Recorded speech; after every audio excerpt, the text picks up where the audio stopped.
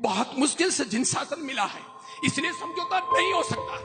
तो किसी भी हालत में उन्होंने ये तय किया कि मरना कबूल है, बाल बच्चों का जो होगा वो होगा, हम धर्म परिवर्तन नहीं करेंगे। अंततः वे मर गए, इतने सारे मरे, और तब से दक्षिण भारत में जैन धर्म के विनाश की प्रक्रिया प्रारंभ हुई।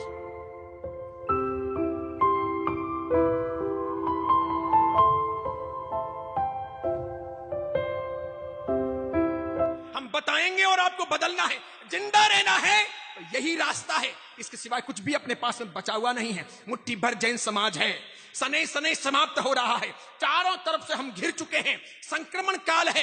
ये हमारे सामायिक ने, प्रतिक्रमण ने, ये जाप ने, ये तप ने, ये तीर्थ यात्राएं, ये नव्वाणु, ये मंदिर उपाश्रय, सानक और तेरापंत भवन तो कुछ ही दिनों में नीलाम होने वाले हैं। मार मार के लोग हमको कुछ ना कुछ बना देने वाले हैं, हमारी ताकत अब बची नहीं है।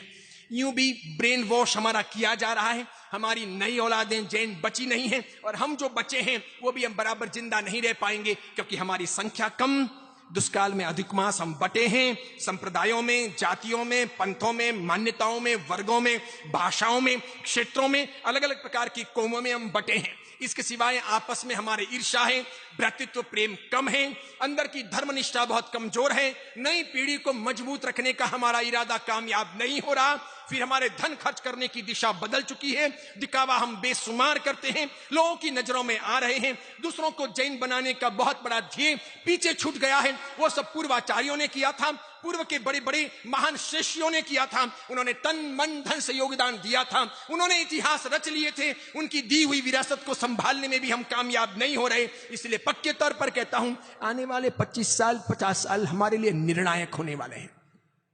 ये डिसाइड करेंगे कि हम जिंदे रहेंगे या चले जाएंगे। शायद कोयमुत्तूर का समाज 50 साल से अधिक जैन समाज भी यहां जिंदा नहीं रह सकेगा, बस भले 1200 घर हो, 50 साल अधिक से अधिक।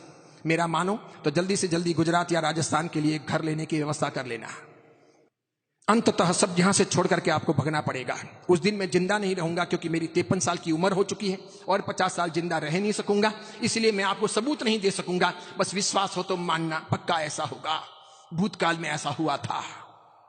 7th सेंचुरी इन साउथ इंडिया, 7वीं शताब्दी दक्षिण भारत की जैन धर्म के विनाश की शताब्दी थी, जहां लाखों की संख्या में केरला में, आंध्र प्रदेश में, तमिलनाडु में, कर्नाटक में जैन निवास करते थे। हजारों की संख्या में जैन साधु साध्वियों के विहार होते थे। हजारों की संख्या में हमारा स्थापत्य था, हमारा साहित्य था, हमारी परंपरा थी। बहुत बड़ी मात्रा में जैन धर्म जन धर्म बन चुका था, घर घर और गांव गांव पहुंचा था। अंततः हमारी संख्या जब घटती गई, दूसरे लोगों के राजपाट आए, तलवार के जोर पर हमें काट दिया गया, या तो हमारा धर्म परिवर्तन करवा दिया गया, या फिर हमारे पुरखों को मौत के घाट उतार दिया गया। 7वीं शताब्दी में ऐसा हुआ था। ये लोही लुहान का युग था।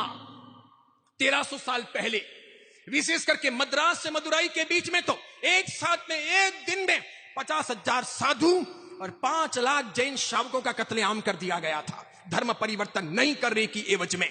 और उन साधुओं को तो जिंदा सूली पर चढ़ाया गया था। लकड़ी की एकदम नुकीली शंकु आकार की तीखी सूलियां बनाई गई थी, 8 फुट 9 फुट 10 फुट हाइट की। जिंदे साधुओं को पकड़ के लाया गया, सामने तलवार रखी गई और कहा गया, या तो धर्म परिवर्तन करो या फिर चुपचाप सूली पर चढ़ जाओ। बस जिनको देव गुरु धर्म पसंद था, सम्यक ज्ञान दर्शन चरित्राणि मोक्ष मार्ग, ये जिनके भीतर की श्रद्धा थी, उन्होंने कहा मर जाना कबूल है, भूखे रहना कबूल है, कुत्ते की मौत मरना कबूल है, धर्म परिवर्तन नहीं हो सकता। तब फिर उनको जिंदा उठाया गया, गुदा के मार्ग से सूली अंदर डाली गई, यहां से सर फाड़ करके बाहर निकाली गई। तड़पते तड़पते 50,000 साधुओं का एक दिन के अंदर स्वर्गवास हुआ, सिर्फ मद्रास से मदुरई के बीच। और 5 लाख से अधिक श्रावक मौत के घाट उतारे गए, जो 75 सम्यक दर्शनी थे। नहीं, भगवान के शासन को किसी भी हालत में छोड़ेंगे नहीं। ये जिंदगी ही आखिरी जिंदगी नहीं है, बहुत मुश्किल से जिन शासन मिला है, इसलिए समझौता नहीं हो सकता। तो किसी भी हालत में उन्होंने ये तय किया कि मरना कबूल है, बाल बच्चों का जो होगा वो होगा, लेकिन हम धर्म परिवर्तन नहीं करेंगे। अंततः वे मर गए, इतने सारे मरे, और तब से दक्षिण भारत में जैन धर्म के विनाश की प्रक्रिया प्रारंभ हुई। इसलिए क्रांतिकारी खतरनाक बात आपको कहता हूं, जल्दी आपके गले नहीं उतरेगी, वक्त लगेगा। मैं ये सोचता हूं कि अब कोई नया मंदिर बनाना, नया उपाश्रय बनाना, नया स्थानक बनाना, नया तेरापंथ भवन बनाना, कोई आमिर खाता बनाना अब बेकार है, अब बनाने का अर्थ नहीं है। अब जितना है उतना संभाल लो, बस बहुत हो गया। अब बनाओगे तो मान के चलो वो दूसरों के लिए बना रहे हो। ये जितने भी हाईवे पे वगैरह यहां वहां भी जो भी छोटे बड़े तीर्थ स्थान वगैरह बन रहे हैं, इन सब की उम्र 10 साल, 15 साल, 20 साल, 25 साल, बस, इसके अधिक नहीं। भले बोलने में प्रतिष्ठा के दिन बोलते हैं यावत चंद्र दिवाकर, जब तक सूरज चांद रहेगा, ये जिन शासन का नाम रहेगा, ये जिनालय रहेगा, ऐसे करके भले वासकशिप डालते हैं और बोलते हैं। ये सब बोलने के लिए स्लोगन है। सूरज तो रहेगा, चांद भी रहेगा, आपके मंदिर नहीं रहेंगे, ये स्थानक नहीं रहेंगे, ये तेरापन भवन नहीं रहेंगे, क्योंकि आप नहीं रहोगे, आपकी अस्मिता नहीं रहेगी, आपकी शक्ति नहीं रहेगी, आपका वर्चस्व नहीं रहेगा, आपका बल नहीं रहेगा, बस दूसरों का वजूद बढ़ जाएगा। और ये मत्स्य गलागल न्याय का सिद्धांत यहां पर लागू होगा कि बड़ी मछली छोटी मछली को हमेशा खा जाती है।